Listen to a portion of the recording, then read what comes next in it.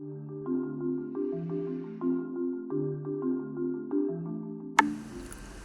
Payont Ajarn Loi Ngern, the number one Hun Payont from lay masters of all Thai history.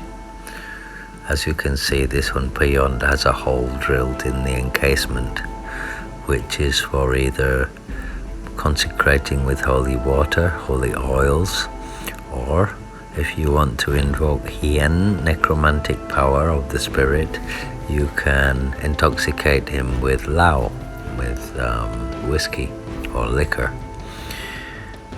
For those who wish, usually used by those who wish to gamble or wish to attain more extreme missions.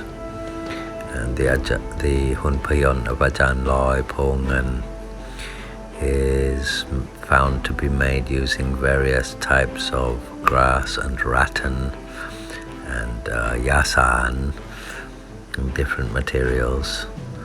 This one with Daeng Akom, made from yasan, with red sorceress cords holding two swords for double power, doubly empowered with double weaponry in each hand.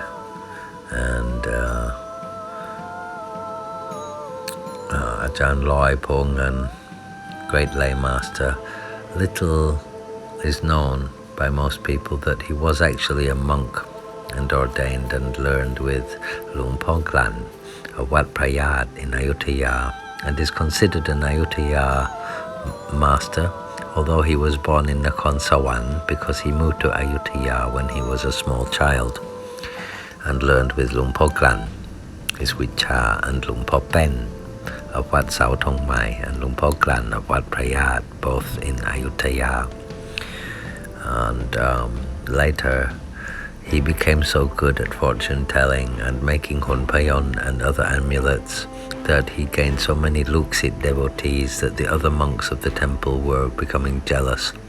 So he disrobed to become a lay master, and at first resided at Wat Jin Chinese temple, Chinese temple, and eventually ended up to reside at Wat Suwandawaram, and there he spent the rest of his days, very famous and popular for Horazat, for fortune telling, and for his Wicha Hun Payont, as well as many other amulets, including Takrut and other kinds of amulets from Ajarn Loi.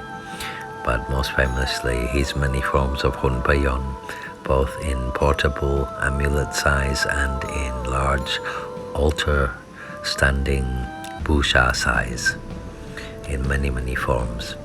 But there are many fakes, and so you have to learn to know which materials he used, recognize their age, and of course the weave, the different weaves he used for the Hun Payont, and to Bucha properly.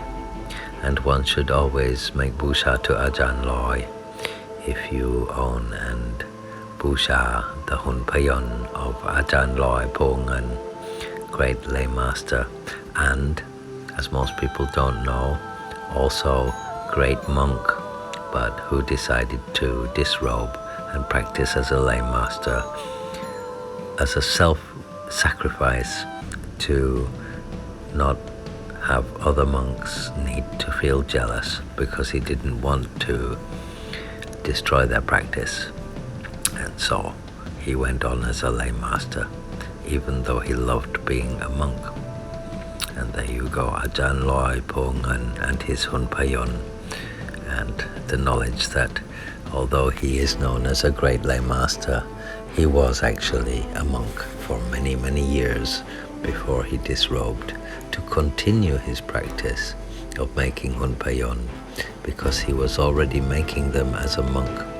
So when you receive a Hun Payont of Ajarn Loi, don't always assume that he was a lay master when he made it, because his whole trajectory of making Hun Payont began before he disrobed, and therefore we are looking at an amulet that comes from both a monk and a lay master, because he was both. That's Ajahn Spencer for Amulets TV and the Buddha Magic Project. Enjoying showing you this beautiful amulet from Ajarn Loi, Ngern. For now, signing off and letting you enjoy the show.